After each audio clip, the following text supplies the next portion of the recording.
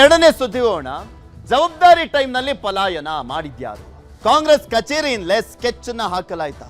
ಪಹಲ್ಗಾಮ್ ಹೆಸರಿನಲ್ಲಿ ಗಾಯಬ್ ಗಲಾಟೆ. ಇದು ಚದುರಂಗದ ಎರಡನೇ ಸ್ಟೋರಿ, ಗಾಯಬ್ ಗಲಾಟೆ.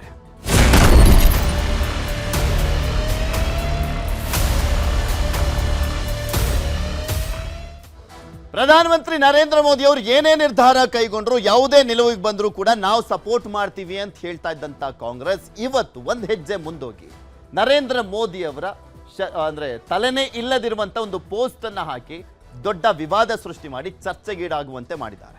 ಪಹಲ್ಗಾಮ್ ದಾಳಿ ವಿಚಾರದಲ್ಲಿ ಗಾಯಬ್ ಗಲಾಟೆ ನಡೀತಾ ಇರುವಂತದ್ದು.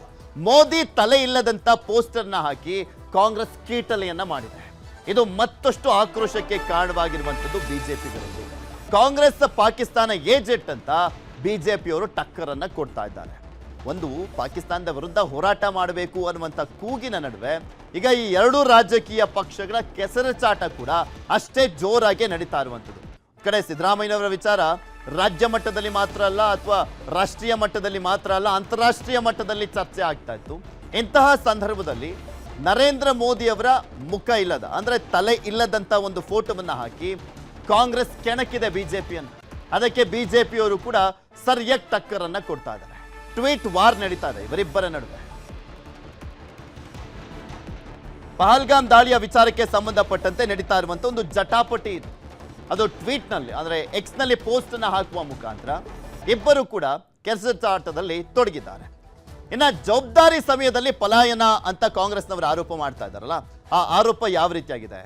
ಈ ಸಾಮಾಜಿಕ ಜಾಲತಾಣದಲ್ಲಿ ಇವರಿಬ್ಬರ ನಡುವೆ ಫೈಟ್ ಹೇಗೆ ನಡೀತಾ ಇದೆ ನೋಡ್ತಾ ಹೋಗೋಣ. ಇದೇ ನರೇಂದ್ರ ಮೋದಿ ಅವರ ತಲೆ ಇಲ್ಲದ ಆ ಒಂದು ಫೋಟೋವನ್ನ ಹಾಕಿ ಕಾಂಗ್ರೆಸ್ ಟೀಕೆಯನ್ನ ಮಾಡಿರುವಂಥದ್ದು. ಜವಾಬ್ದಾರಿ ಸಮಯದಲ್ಲಿ ಪಲಾಯನ ಅಂತ ಆರೋಪವನ್ನ ಮಾಡ್ತಾ ಇದ್ದಾರೆ. ಇದು ಬಿಜೆಪಿಯವರು ಆಕ್ರೋಶವನ್ನ ವ್ಯಕ್ತಪಡಿಸ್ತಾ ಕಾಂಗ್ರೆಸ್ನ ವಿರುದ್ಧ ಅವರು ಕೂಡ ಸಾಕಷ್ಟು ಆರೋಪಗಳ ಸುರಿಮಳೆಗೈತಾ ಇದ್ದಾರೆ. ಅವರು ಸಾಕಷ್ಟು ಪೋಸ್ಟ್ಗಳನ್ನ ಹಾಕ್ತಾ ಇದ್ದಾರೆ. ಈ ಹಿಂದೆ ಯಾರ್ಯಾರು ಏನೇನೆಲ್ಲ ಸ್ಟೇಟ್ಮೆಂಟ್ಗಳನ್ನ ಕೊಟ್ಟಿದ್ರು, ಸಿದ್ದರಾಮಯ್ಯನವರ ಸ್ಟೇಟ್ಮೆಂಟ್ ಅನ್ನ ಕೂಡ ಉಲ್ಲೇಖ ಮಾಡ್ತಾ ಕಾಂಗ್ರೆಸ್ ಕಾಲೆಳೆಯುವಂತ ಕೆಲಸವನ್ನ ಬಿಜೆಪಿಯವರು ಕೂಡ ಮಾಡ್ತಾ ಇದ್ದಾರೆ. ಹಾಗಾದ್ರೆ ಏನು ಆರೋಪ ಮಾಡಲಾಗ್ತಾ ಇದೆ? ಬಿಜೆಪಿಯವರ ಆರೋಪ ಹೇಗಿದೆ ನಿಮ್ಗೆ ತೋರಿಸ್ತಾ ಇದ್ವಿ. Congress equal to Pakistan PR agents. ಪಾಕಿಸ್ತಾನದ PR ಏಜೆಂಟ್ಸ್ಗಳಾಗ್ಬಿಟ್ಟಿದ್ದಾರೆ ಕಾಂಗ್ರೆಸ್ನವರು ಅಂತ ಅಲ್ಲಿ ಸಿದ್ದರಾಮಯ್ಯನವರ ಫೋಟೋವನ್ನ ಹಾಕಲಾಗಿದೆ. ರಾಬರ್ಟ್ ವಾದ್ರಾ ಅವರ ಫೋಟೋವನ್ನ ಹಾಕಲಾಗಿರುವಂಥದ್ದು. RB ತಿಮ್ಮಾಪುರ ನಮ್ಮ ರಾಜ್ಯದ ಸಚಿವರು, ಅವರ ಒಂದು ಫೋಟೋವನ್ನ ಕೂಡ ಹಾಕಲಾಗಿದೆ. BK ಹರಿಪ್ರಸಾದ್, ಮಣಿಶಂಕರ್ ಅಯ್ಯರ್ ಇವರೆಲ್ಲರ ಫೋಟೋವನ್ನ ಹಾಕಲಾಗಿದೆ. ಇವರ ಫೋಟೋಗಳನ್ನ ಹಾಕುವ ಮುಖಾಂತರ ಕಾಂಗ್ರೆಸ್ಗೆ ಟಕ್ಕರನ್ನ ಕೊಡ್ತಾ ಇದ್ದಾರೆ. ಯಾಕೆಂದ್ರೆ ಸಿದ್ದರಾಮಯ್ಯನವರು ಯುದ್ಧ ಬೇಡ ಅಂತ ಹೇಳಿದಂಥವ್ರು. ಇನ್ನ RB ತಿಮ್ಮಾಪುರ ಗೊತ್ತಲ್ಲ ಏನ್ ಹೇಳಿದ್ರು ಅಂತ. ಅವರು ಧರ್ಮದ ಆಧಾರದಲ್ಲಿ ಅಲ್ಲಿ ಹತ್ಯೆ ನಡೆದೇ ಇಲ್ಲ ಅಂತ ಹೇಳಿದ್ರು. ಆಮೇಲೆ ಯೂಟರ್ನ್ ಸಚಿವ ಯೂಟರ್ನ್ ಹೊಡೆದ್ರು. ಇನ್ನ ಹರಿಪ್ರಸಾದ್ ಅವರ ಹೇಳಿಕೆ. ಇನ್ನ ರಾಬರ್ಟ್ ವಾದ್ರನು ಕೂಡ ಅಷ್ಟೇ. ಈ ರಾಬರ್ಟ್ ವಾದ್ರನು ಹಿಂದುತ್ವ ಅನ್ನುವಂಥದ್ದು ಹೆಚ್ಚಿನದಾಗಿ ಇವರು ಯಾವಾಗಲೂ ಮಾತನಾಡುವಂತ ಕಾರಣಕ್ಕೋಸ್ಕರ ಈ ಹತ್ಯೆ ಆಗಿದೆ ಅಂತ ಮಾತನಾಡಿದ್ದಂತ ರಾಬರ್ಟ್ ವಾದ್ರಾ, ಆತನ ಫೋಟೋವನ್ನ ಕೂಡ ಹಾಕಲಾಗಿದೆ. ಬಿಜೆಪಿಯವರ ಒಂದು ಸಾಮಾಜಿಕ ಜಾಲತಾಣದಲ್ಲಿ ಅವರ ಫೋಟೋಗಳನ್ನು ಹಾಕುವ ಮುಖಾಂತರ ಕಾಂಗ್ರೆಸ್ಗೆ ಟಕ್ಕರನ್ನ ಕೊಟ್ಟಿದ್ದಾರೆ. ಕಾಂಗ್ರೆಸ್ಗೆ ಪಾಕಿಸ್ತಾನ್ ಏಜೆಂಟ್ ಅಂತ ಹಾಕಿದ್ದಾರೆ. Congress equal to Pakistan's PR agent ಅಂತ, ಪಾಕಿಸ್ತಾನಕ್ಕೆ ಸಪೋರ್ಟ್ ಮಾಡ್ತಾ ಇರುವಂತವರು ಅಂತ ಕಾಂಗ್ರೆಸ್ ಪಕ್ಷವನ್ನ ಜರ್ದಿರುವಂತದ್ದು. ಇನ್ನ ಈ ಒಂದು ವಿಚಾರಕ್ಕೆ ಸಂಬಂಧಪಟ್ಟಂತೆ ಯಾವ ರೀತಿಯ ಗಲಾಟೆ ಆಗ್ತಾ ಇದೆ ಗಮನಿಸೋದಾದ್ರೆ, ಪಹಲ್ಗಾಮ್ ದಾಳಿ ವಿಚಾರವಾಗಿ ಕಾಂಗ್ರೆಸ್ ಬಿಜೆಪಿ ಪೋಸ್ಟರ್ ವಾರ್ ನಡೀತಾ ಇರುವಂತದ್ದು. ಅದು ಸಾಮಾಜಿಕ ಜಾಲತಾಣದಲ್ಲಿ ಅವರೊಂದು ಪೋಸ್ಟ್ ಹಾಕ್ತಾರೆ, ಇವರೊಂದು ಪೋಸ್ಟ್ ಹಾಕ್ತಾರೆ. ಇಬ್ರು ಕೂಡ ಪೋಸ್ಟರ್ಗಳ ಮುಖಾಂತರ ಕಿತ್ತಾಡ್ಕೊಳ್ತಾ ಇದ್ದಾರೆ. ಜವಾಬ್ದಾರಿ ಸಮಯದಲ್ಲಿ ಪಲಾಯನ ಅಂತ ಎಕ್ಸ್ ನಲ್ಲಿ ಕಾಂಗ್ರೆಸ್ ಪೋಸ್ಟ್ ಅನ್ನ ಮಾಡುತ್ತೆ. ಅದು ಈ ಒಂದು ಫೋಟೋವನ್ನ ಹಾಕುವ ಮುಖಾಂತರ ಪ್ರಧಾನಿ ಮೋದಿ ತಲೆ ಇಲ್ಲದ ಚಿತ್ರ ಪೋಸ್ಟ್ ಮಾಡಿ ಕಾಂಗ್ರೆಸ್ನವರು ಕೀಟಲಿಯನ್ನ ಮಾಡಿರುವಂಥದ್ದು. ಅದು ನಾನಾ ರೀತಿಯಾದಂಥ ಅರ್ಥವನ್ನ ಕೊಡುತ್ತೆ. ಅದು ಪಲಾಯನ ಅಂತ ಹೇಳುತ್ತೋ ಅಥವಾ ಇನ್ನೊಂದು ರೀತಿಯಾದಂಥ ಒಂದು ಅರ್ಥ ಬರುತ್ತೆ, ಅದು ಹೇಳೋದು ಬೇಡ. ಆ ರೀತಿಯಾದ ಅರ್ಥವನ್ನ ಕೊಡ್ತಾ ಇದ್ದಾರೆ ಏನೋ ಗೊತ್ತಿಲ್ಲ ಕಾಂಗ್ರೆಸ್ನವರು. ಕಾಂಗ್ರೆಸ್ಗೆ ಎಕ್ಸ್ ನಲ್ಲೇ ತಿರುಗೇಟನ್ನ ಕೊಟ್ಟಿರುವಂಥದ್ದು ಬಿಜೆಪಿ ಸೋಷಿಯಲ್ ಮೀಡಿಯಾ ಟೀಮ್. ಅವರು ಕೂಡ ಸಾಮಾಜಿಕ ಜಾಲತಾಣದಲ್ಲೇ ತಿರುಗೇಟನ್ನ ಕೊಡ್ತಾ ಇದ್ದಾರೆ ನಾನಾ ಪೋಸ್ಟ್ಗಳನ್ನ ಹಾಕುವ ಮುಖಾಂತರ. ರಾಬರ್ಟ್ ವಾದ್ರಾ ಸೋನಿಯಾ ಗಾಂಧಿಯ ಅಳಿಯ.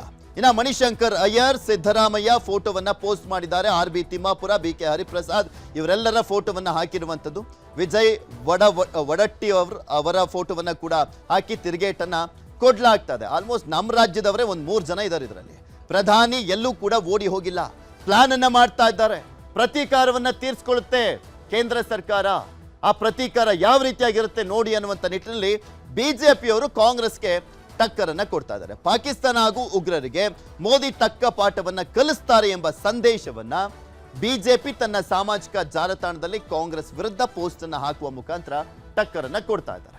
ಈ ರೀತಿಯಾಗಿ ಎರಡೂ ಪಕ್ಷಗಳು ಕೂಡ ಕೆಸರುಚಾಟದಲ್ಲಿ ತೊಡಗಿರುವಂಥದ್ದು. ಈ ವಿಚಾರಕ್ಕೆ ಸಂಬಂಧಪಟ್ಟಂತೆ ಆರ್ ಅಶೋಕ್ ಅವರು ಮಾತನಾಡಿದ್ದಾರೆ, ಹಾಗೆ ದೇವೇಗೌಡರು ಕೂಡ ಮಾತನಾಡಿದ್ದಾರೆ. ಅವರಿಬ್ರು ಏನು ಮಾತನಾಡಿದ್ರು ಕೇಳೋಣ. ಈ ದೇಶದ ಪ್ರಧಾನಿಯ ಫೋಟೋವನ್ನ, ಅವರ ವ್ಯಕ್ತಿತ್ವವನ್ನ ಅವಹೇಳನ ಮಾಡುವಂತ ಪೋಸ್ಟ್ ಅನ್ನ ಕಾಂಗ್ರೆಸ್ ಅವರು ಮಾಡಿರುವಂತದ್ದು ಒಂದು ಅಪರಾಧ. ಅದು ಈ ದೇಶದ ಪ್ರಧಾನಿಯವರು ಮೋದಿ ಅವರ ಚಿತ್ರವನ್ನ ಅವಹೇಳನಕಾರಿಯಾಗಿ ಬಿಂಬಿಸ್ತಕ್ಕಂಥದ್ದು ಇಂತಹ ಕಷ್ಟದ ಸಂದರ್ಭದಲ್ಲಿ ಒಂದು ಅಪರಾಧ ಅಂತ ನಾನು ಹೇಳಕ್ಕೆ ಇಷ್ಟಪಡ್ತೀನಿ. ಈ ವಿಷಯದಲ್ಲಿ ಕೇಂದ್ರ ಸರ್ಕಾರ ನರೇಂದ್ರ ಮೋದಿಯವರ ನೇತೃತ್ವದಲ್ಲಿ ಏನು ಕ್ರಮ ತೆಗೆದುಕೊಳ್ತಾರೋ ಅದಕ್ಕೆ ಎಲ್ಲರೂ ಬೆಂಬಲ ಕೊಡ್ತೀವಿ ಅಂತೇಳಿ ವಿತ್ ಒನ್ ವಾಯ್ಸ್ ಹೇಳಿದ್ದಾರೆ. ಅದರಿಂದ ನಾವು ಸಂಪೂರ್ಣವಾಗಿ ಕೇಂದ್ರ ಸರ್ಕಾರ ಈ ವಿಷಯದಲ್ಲಿ ತೆಗೆದುಕೊಳ್ಳುವ ಎಲ್ಲ ನಿರ್ಣಯಕ್ಕೆ ನಮ್ಮದು ಬೆಂಬಲ ಇದೆ. ಬಿಜೆಪಿ ವಕ್ತಾರ ಗೌರವ್ ಭಾಟಿಯಾ ಕೂಡ ಇದೇ ವಿಚಾರಕ್ಕೆ ಸಂಬಂಧಪಟ್ಟಂತೆ ಆಕ್ರೋಶವನ್ನು ವ್ಯಕ್ತಪಡಿಸಿದ್ದಾರೆ. ಅವರು ಏನು ಮಾತನಾಡಿದ್ದಾರೆ ನೋಡೋಣ. पूरा विश्व भारत के साथ खड़ा है. पाकिस्तान को लताड़ा जा रहा है. जहां जहां पाकिस्तान की एम्बेसी और हाई कमीशन है वहां पे प्रदर्शन कर रहे हैं. ये लंदन की तस्वीर है. पाकिस्तान हाई कमीशन की बालकनी से उनका अधिकारी निकलता है. वो भारतीयों की तरफ नफरत की नजर से देखते हुए एक इशारा करता है. वो इशारा करता है ऐसे, सर तन से जुदा भारतीयों का करेंगे. ये दो कौड़ी की जिनकी हैसियत नहीं है. लेकिन ये सिग्नल कहां पकड़ा जाना था? ये सिग्नल पकड़ा जाना था कांग्रेस के हेडक्वार्टर में.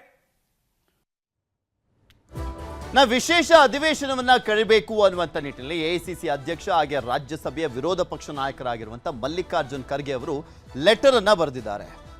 ಗಲಾಟೆ ಮಧ್ಯೆನೇ ವಿಶೇಷ ಅಧಿವೇಶನಕ್ಕೆ ಆಗ್ರಹಿಸಲಾಗ್ತಾ ಇರುವಂಥದ್ದು ವಿರೋಧ ಪಕ್ಷ ಕಾಂಗ್ರೆಸ್ನಿಂದ ಪ್ರಧಾನಿ ನರೇಂದ್ರ ಮೋದಿಗೆ ಪತ್ರವನ್ನ ಬರೆದಿದ್ದಾರೆ ಮಲ್ಲಿಕಾರ್ಜುನ ಖರ್ಗೆ ಅವರು.